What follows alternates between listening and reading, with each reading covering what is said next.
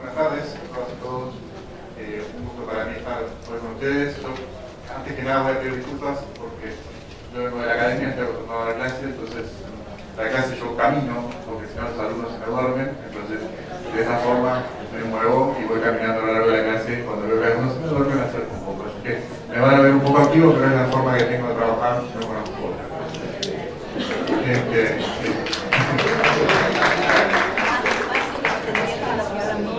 Muy bien. Vamos a hablar más despacio entonces, porque los que no me entienden portugués, está perfecto que sea así.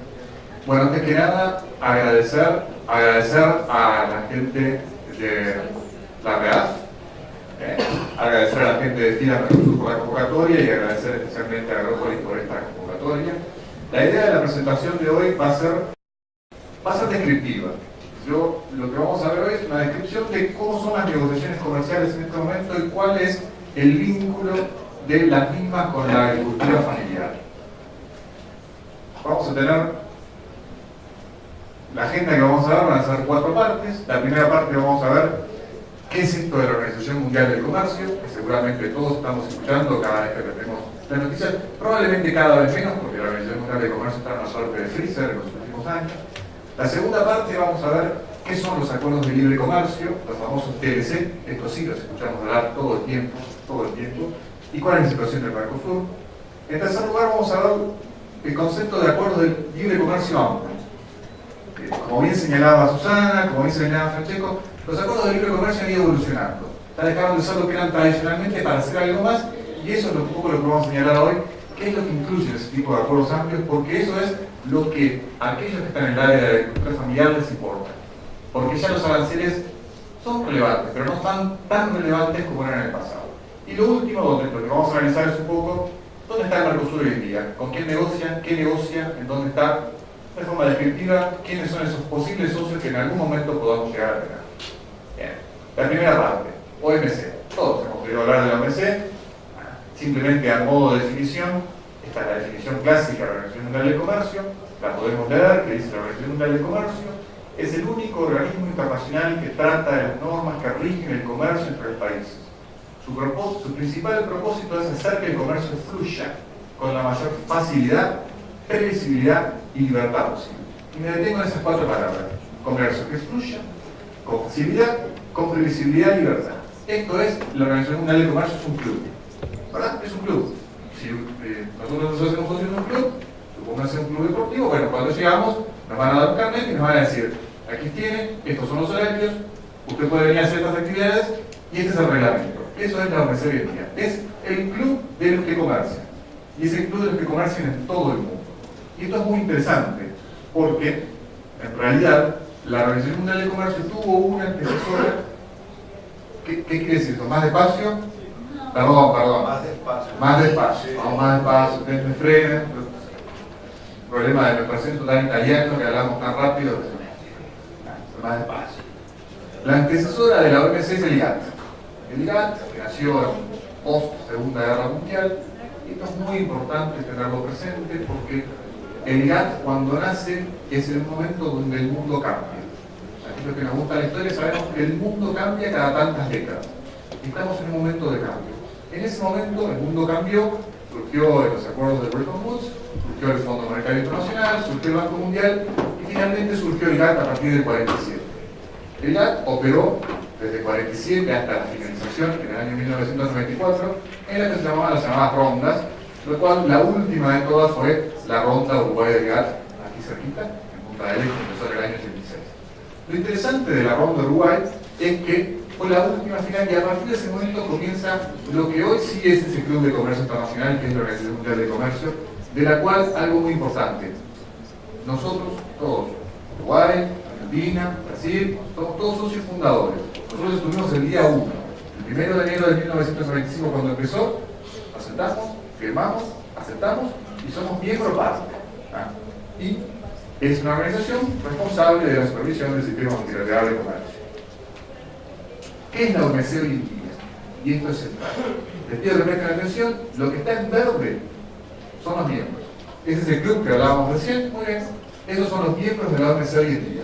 Y somos todos, porque aquellos que están en amarillo son aquellos países que están observadores pero negociando sobre ello.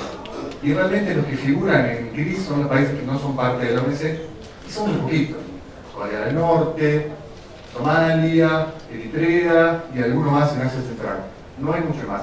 La OMC hoy en día es global. Es más global que nunca, sobre todo desde el ingreso de dos grandes potencias emergentes, ¿no? Desde el ingreso de China en el año 2001 y desde el ingreso de quien faltaba, que es Rusia, que ingresó finalmente en el año 2012. Esto quiere decir que ya no es más un club de ricos o un club de pobres o un club de ricos contra pobres, no, es el club del mundo. Es el club donde se negocian las reglas del comercio internacional del mundo y de la que existe. Somos todos parte. ¿Cuáles son los principios? Los principales principios de ese club, de que todos somos parte. En primer lugar, la protección por medio de las tarifas, de los aranceles. Esto viene un poco de la historia, ¿cierto? La historia antes era que, bueno, que los países para bloquear la entrada de otros productos subían los aranceles. Eso ha ido evolucionando, pero se mantiene el concepto.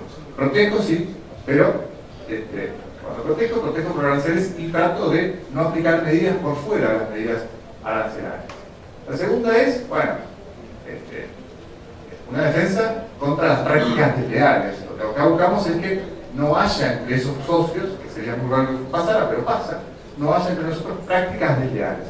Y cuando ocurre, en el caso de que ocurran, la OMC tiene un sistema de solución de controversias ágil, activo.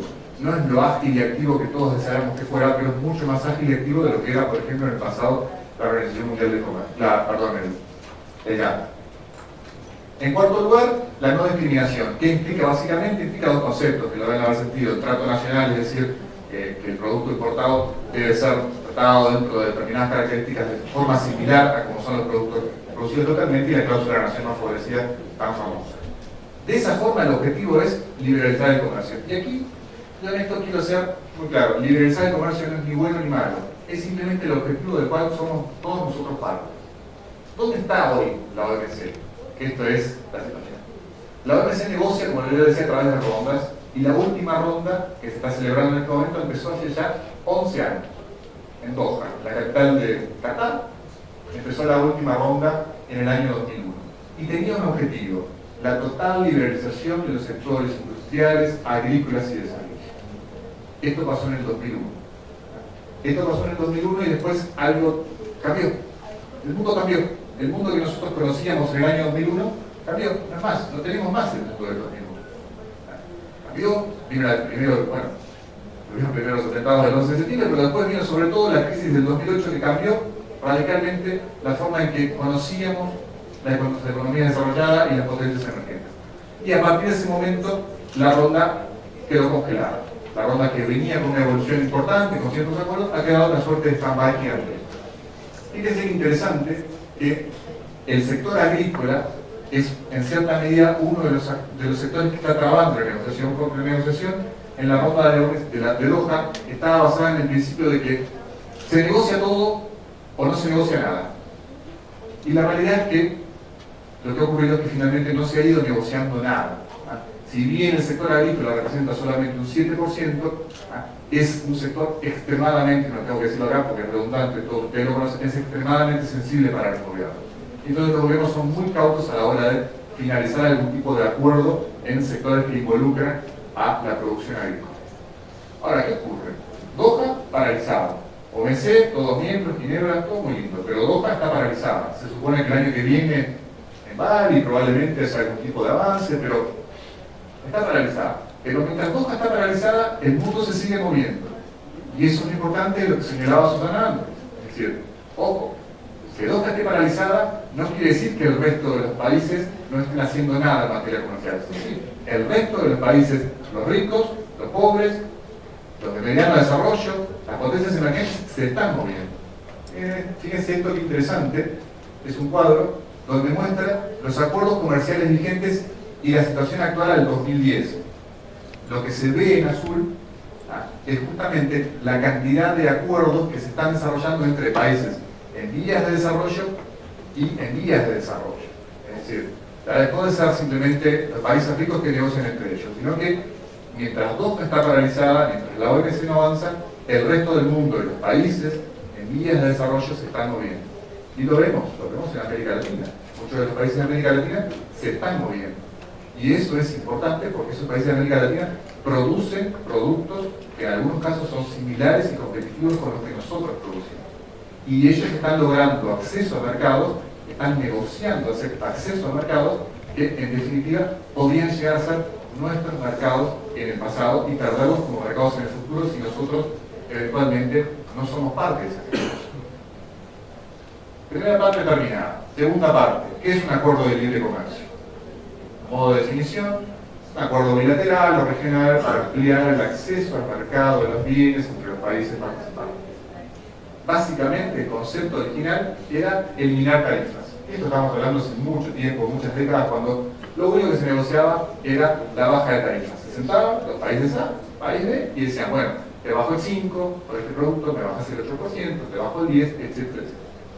De eso ha pasado mucho tiempo, pero sin embargo es la definición tradicional. De hecho, el Mercosur, cuando negocia la mayoría de las veces, lo que negocia son este tipo de acuerdos, es decir, acuerdos tradicionales donde se agrega algún aspecto más, pero los tratados de libre comercio que ha cerrado el Mercosur en los últimos años, con Egipto, con Israel, son tratados que tienen básicamente este perfil. Esta es la definición del GATT, la voy a pasar un poco por arriba para seguir con lo otro. ¿Qué es el concepto? Bueno, eliminación de tarifas es lo que ya todos sabemos, bajar el arancel. Actualmente, en los acuerdos de libre comercio amplios, que es lo que vamos a ver en el tercer bloque, la baja de aranceles ya pierde peso. Como bien señalaba Susana, ya no es lo central. Entonces me siento a negociar con X, y X puede ser China, X puede ser Canadá, X puede ser la Unión Europea. Bueno, con X tengo que negociar algo más, o por lo menos tengo que saber que eso existe, porque eso me afecta después al momento de implementar el tratado. Y esto acá me voy a detener un segundo porque es central. Vamos a pensar el círculo grande, el mercado objetivo, es un mercado, supónganse, vamos a pensar en Canadá, que es un mercado donde el Mercosur en este momento está negociando. Arriba somos nosotros, nuestros productores agrícolas. Y abajo son los demás países que tienen acceso preferencial a ese mercado.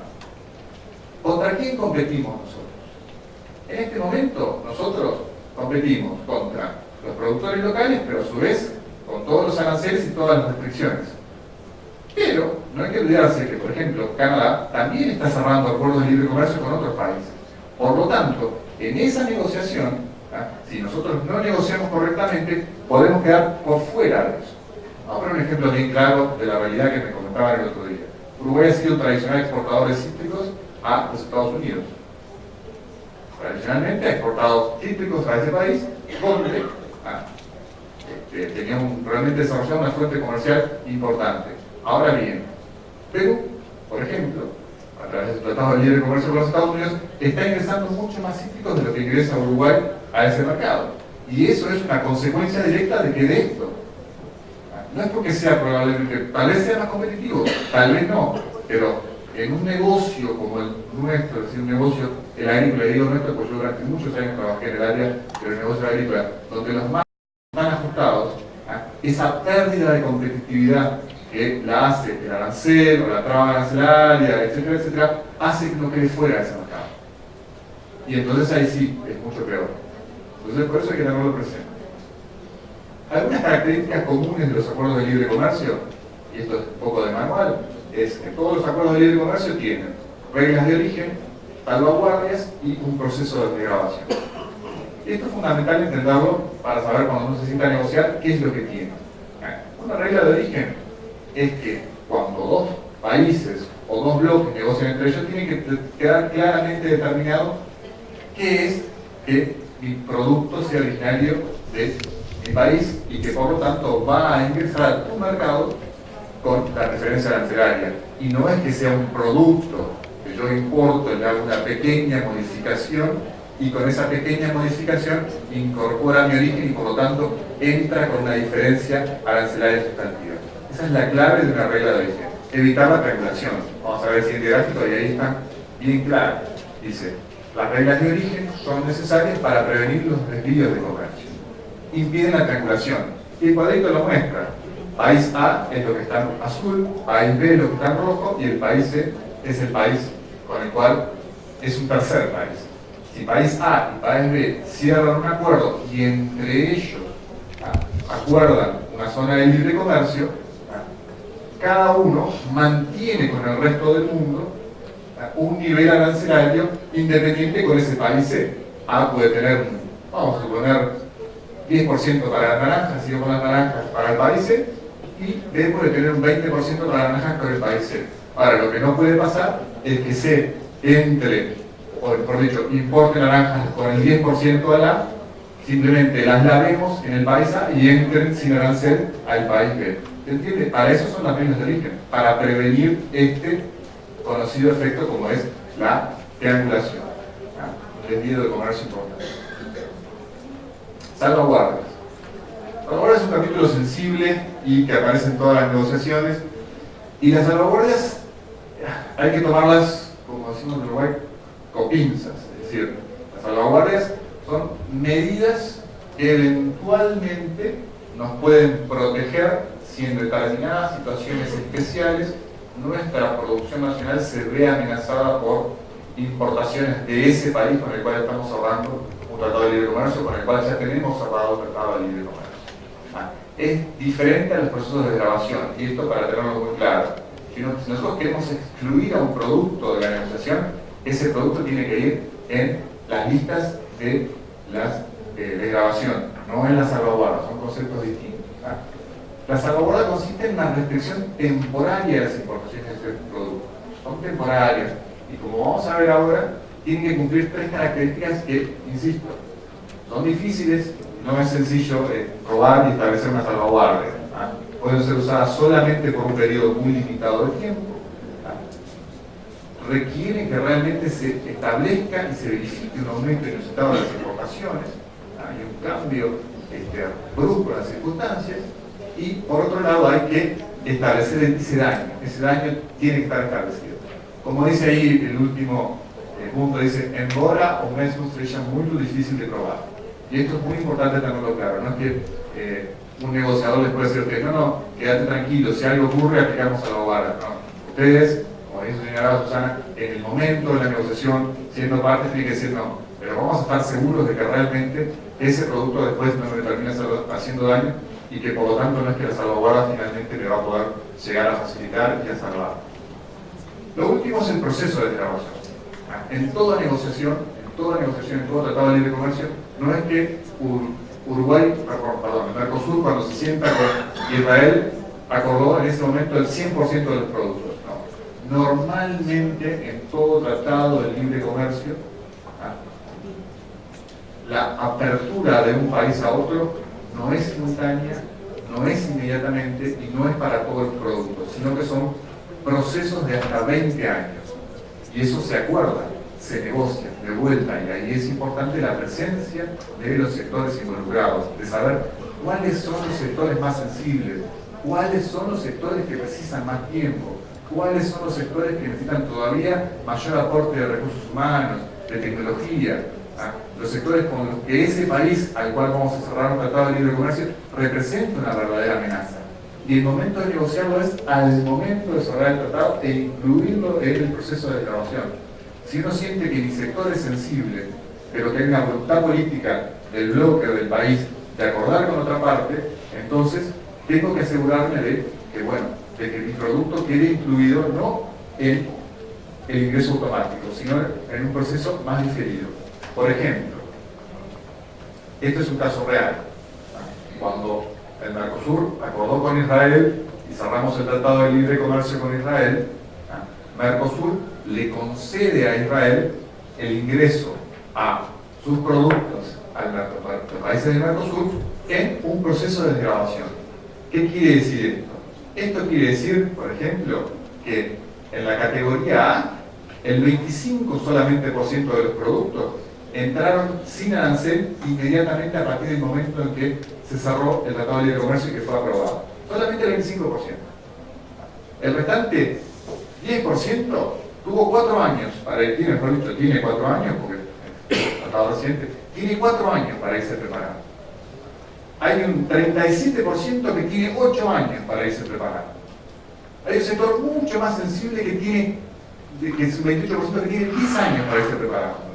y hay un sector que quedó por fuera. Esto representa el 95% de los productos. Quiere decir que hubo un 5% de productos que incluso quedaron por fuera. Y esto es clave entenderlo, es un poco el título de la presentación. Negociaciones. Acá no hay imposición, es negociación. Pero para que haya negociación tiene que haber información.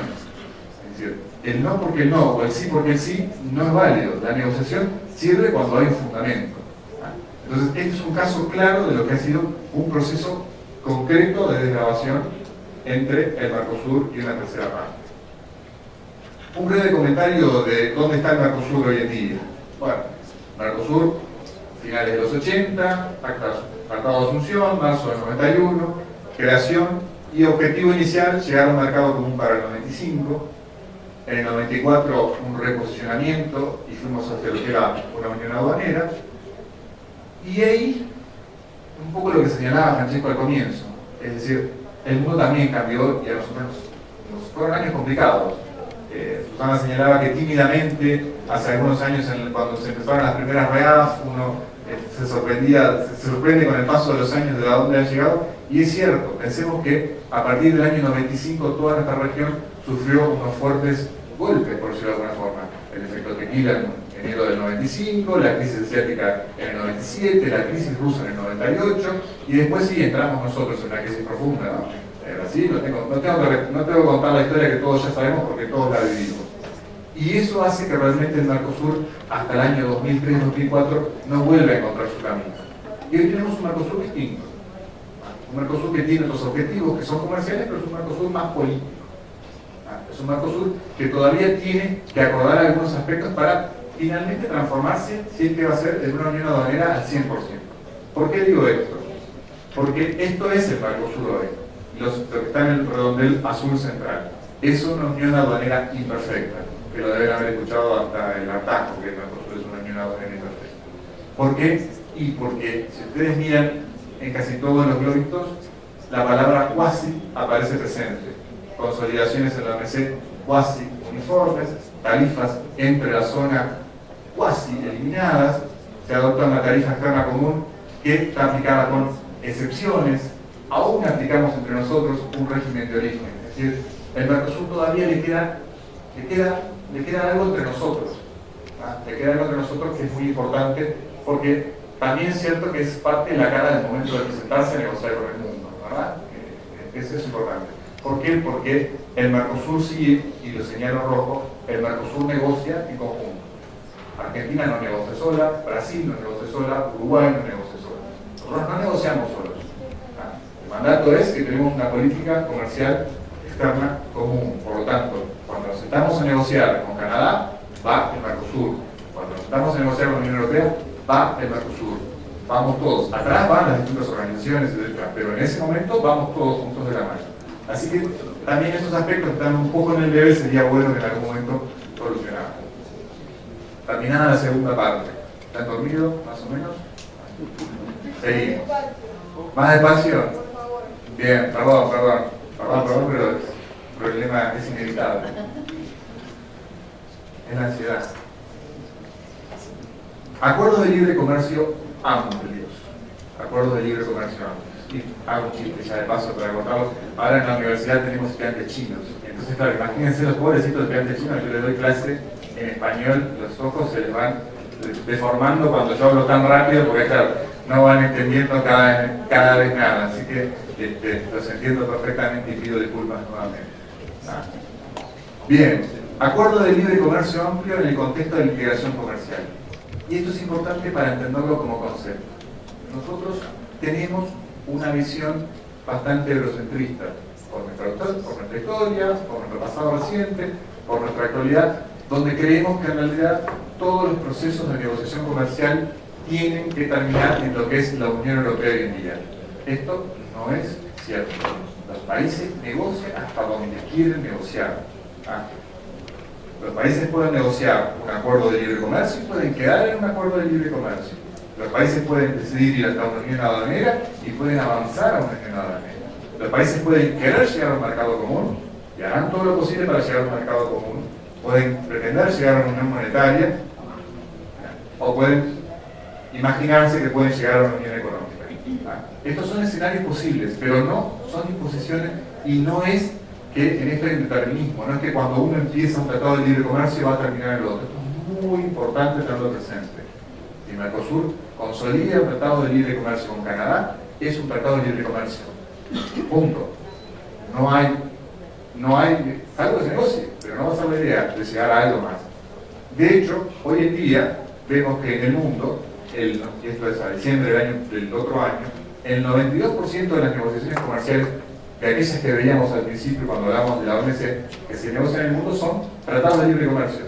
Lo que negocia el mundo hoy en día son los tratados de libre comercio. Lo que se negocia en América son tratados de libre comercio. Digo, miremos a lo que está pasando en el resto de América, miremos a lo que pasa en Perú, miremos a lo que pasa en Colombia, miremos a lo que pasa en Chile, miremos a lo que pasa en Uruguay, perdón, en Mercosur. Es decir, lo que pasa en la región es que estamos todos negociando tratados de libre comercio. No es la idea llegar a avanzar hacia algo mucho más sofisticado. Dentro de esos tratados de libre comercio, estamos todos negociando, cuando negociamos ya ahora, en este tipo de conceptos, en acuerdos de libre comercio amplios. ¿Por qué?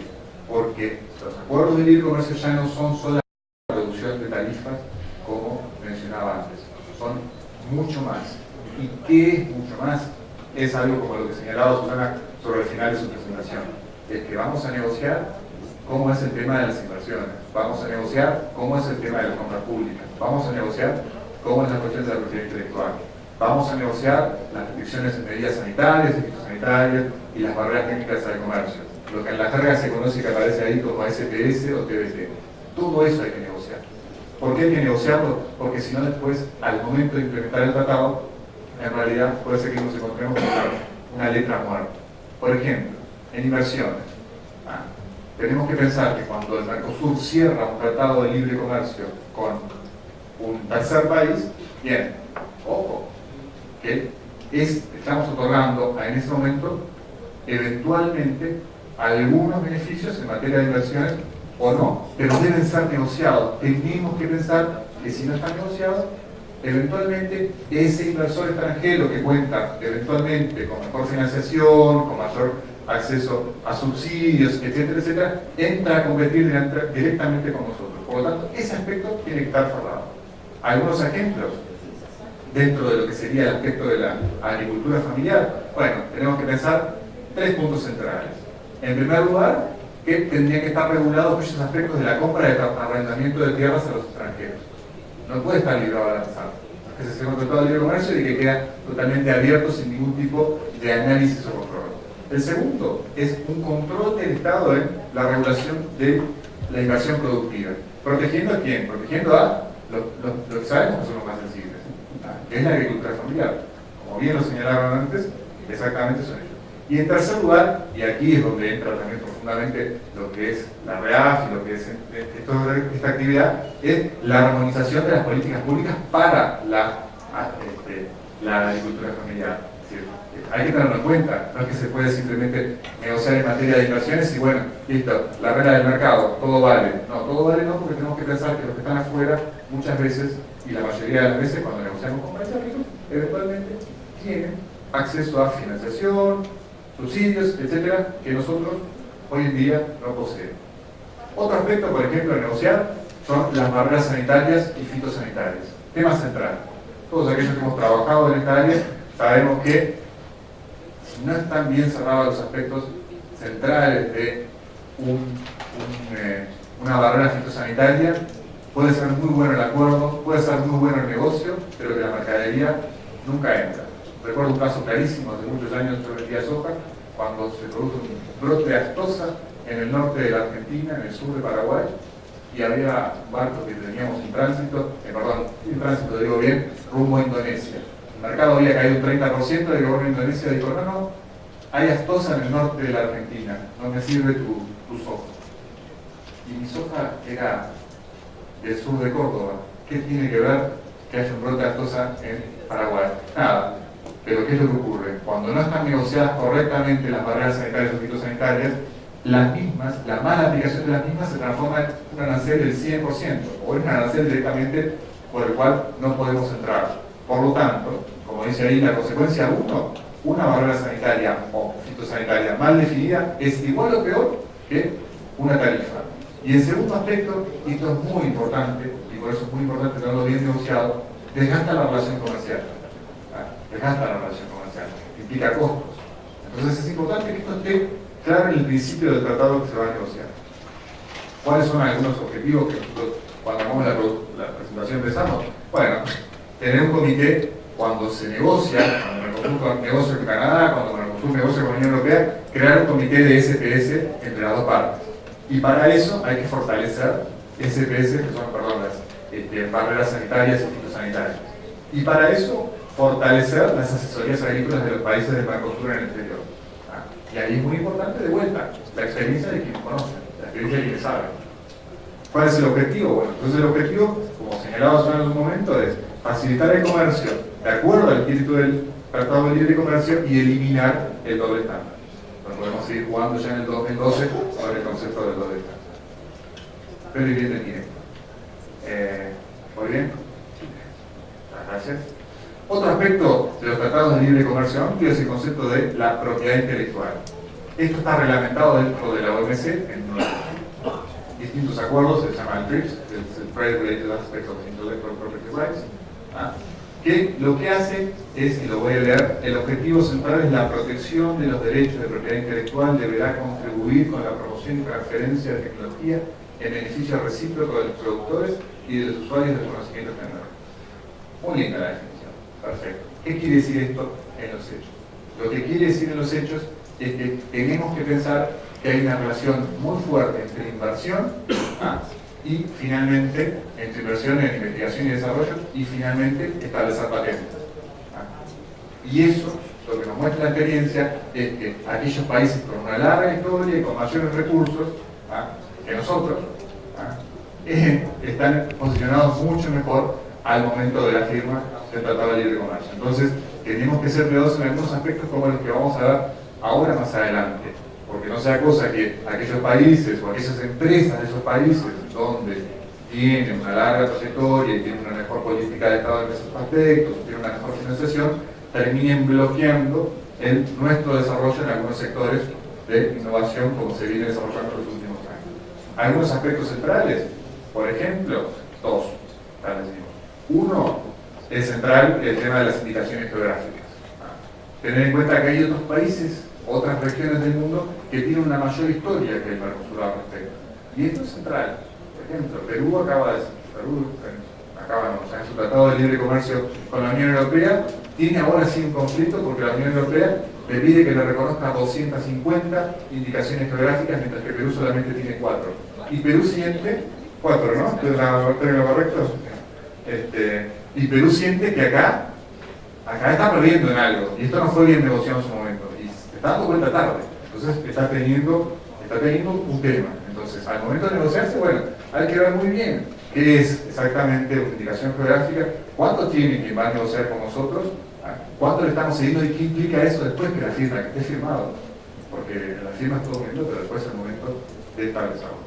Y por otro lado, y esto es central, y en esto muchos países han avanzado y hay algunos casos interesantes en América Latina incluso, bueno, de la mano del Tratado de Libre Comercio puede venir la cooperación. La cooperación para mi desarrollo en distintas áreas en materia de innovación. Y en el caso de la Unión Europea, claramente, y no era la cooperación en lo inmediato, era una cooperación en 12, 15, 20 años, pero una cooperación definitiva. Última parte, espero no se hayan dormido, es dónde está el Mercosur hoy en día. ¿Qué está negociando el Mercosur hoy en día? El Mercosur está negociando muchas cosas, pero básicamente nosotros nos vamos a concentrar en dos negociaciones que se están llevando en este momento adelante. La primera con Canadá, la segunda con la Unión Europea.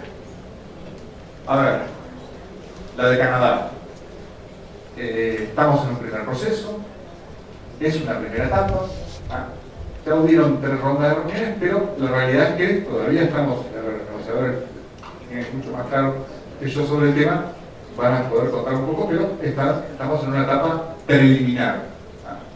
En marzo de 2012 se elaboró un primer documento conjunto, pero todavía no hay definiciones de fondo, definiciones sustanciales para llegar a un tratado de libre comercio.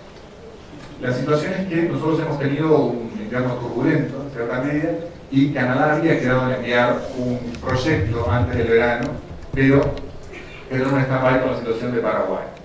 si lo tiene Paraguay, Canadá dijo, de momento no estoy enviando nada y por lo tanto es una situación que está en una suerte de stand-by, seguramente avanzar en el próximo año. Desde el punto de vista de nosotros como productores agrícolas, es relevante tener presente que Canadá es el quinto importador mundial de vegetales frescos, quinto importador mundial, es el séptimo importador mundial de frutas frescas, es el séptimo importador mundial de café, es el noveno importador mundial de té y es el 15º importador mundial de carne bovina. Este es el lado bueno, el lado positivo. Y hay que tener presente que Canadá es una potencia agrícola en nuestros sectores, ¿no? Entonces, de vuelta a la misma. Aquí no es que solamente está al lado bueno, no estamos metiendo nada. Simplemente es descriptivo, pero tener presente que Canadá es un mercado muy importante porque es de los países con una renta per cápita más alta del mundo. Esto es Canadá. Mercosur y la Unión Europea, un largo noviazgo, una larga negociación que ya lleva 17 años, cumple la mayoría de edad el año que viene, empezó en el 95. Inicio de las negociaciones, en el año 99 entra en vigor un acuerdo marco de negociación y a partir del 2004 las negociaciones quedaron totalmente paralizadas. En parte producto de esa situación que comentábamos antes de la evolución del Mercosur y quedó una suerte de stand-by hasta que en el año 2010 ha vuelto con un cierto ímpetu. Mucho mayor, sobre todo en el año 2010 y 2011. Sobre todo en el año 2010 uno podía sentir de que Mercosur y Unión Europea podían avanzar hacia algo concreto. Hoy en día la situación está en una suerte, un cierto impas, por decirlo de alguna forma. En marzo de este año, la Unión Europea propone intercambiar lista de ofertas de bienes. Es decir, bueno, ¿qué lista? ¿Tu lista? ¿Cuánto bajamos? ¿Qué bajamos? ¿Qué sectores? ¿Proceso de innovación? ¿Qué es esto? De momento no hay demasiado avance. Sí, nosotros tenemos que tener presente que tenemos algo que nos afecta a todos. En enero, el 1 de enero del 2014, cae el sistema generalizado de preferencias para los productos originarios de la Argentina, Brasil, Uruguay, Cuba y Venezuela. Esos son los 5 países con los cuales la Unión Europea determina que dejan de ser países a los cuales se le aplica el beneficio que implica el sistema generalizado de preferencias, que es un sistema que los países ricos otorgan a aquellos países no tan ricos. Hoy en día ya no hablamos ni de países ricos ni de países pobres, sino que países con un proceso económico diferente. Y por lo tanto la Unión Europea considera que a partir del 1 de enero del 2014 nuestros productos no van a poder entrar más sin ese diferencial que tenían. Y por lo tanto vuelven a pagar el arancel completo. Esto es una señal de alerta y es eventualmente una presión sobre los negociadores para que en el año 2013 pueda haber algún tipo de avance. Es algo para tener un dato de la realidad. ¿Será bueno o malo? Pero es un dato de la realidad. En el caso de que se avance, bueno, la negociación establecida con los productos agrícolas está pensada, lo que veíamos antes, para un máximo de 10 años. Y tener presente que para nosotros, para los productores agrícolas, para los productores de la agricultura familiar, hay un mercado interesante desde el punto de vista de los productos orgánicos, hay un mercado potencial muy importante. Terminamos con 2 datos, 2 gráficos. Simplemente entender la amenaza o la no amenaza. Estas son las exportaciones de la Unión Europea al mundo y al Mercosur de productos agrícolas. La Unión Europea es una potencia agrícola y el año pasado exportó por 600.000 millones de dólares a todo el mundo de productos agrícolas. De esos, un 0,39 tuvo como destino Mercosur. Es decir, nosotros, desde el punto de vista de los productos agrícolas, no somos un mercado objetivo para la Unión Europea. De hecho, gran parte del problema de la negociación con la Unión Europea es que la Unión Europea justamente sabe que nosotros somos mucho más competitivos, sabe que somos mucho más eficientes que ellos en la producción de bienes, sin subsidios, ¿no? Acá, y acá no aplicamos subsidios, mientras que del otro lado sí. Esta es la foto de Europa hacia esta parte del mundo. ¿Cuál es la foto de acá? Nosotros también somos una potencia agrícola. El Mercosur se ha transformado en una potencia agrícola y el año pasado exportó por 140.000 millones de dólares. Acá hay que decir que, obviamente, en estos 140.000 millones de dólares hay un peso muy importante de las commodities, ¿no? Acá hay un peso muy importante de los productos que han tenido un incremento muy importante en su valor de precio internacional.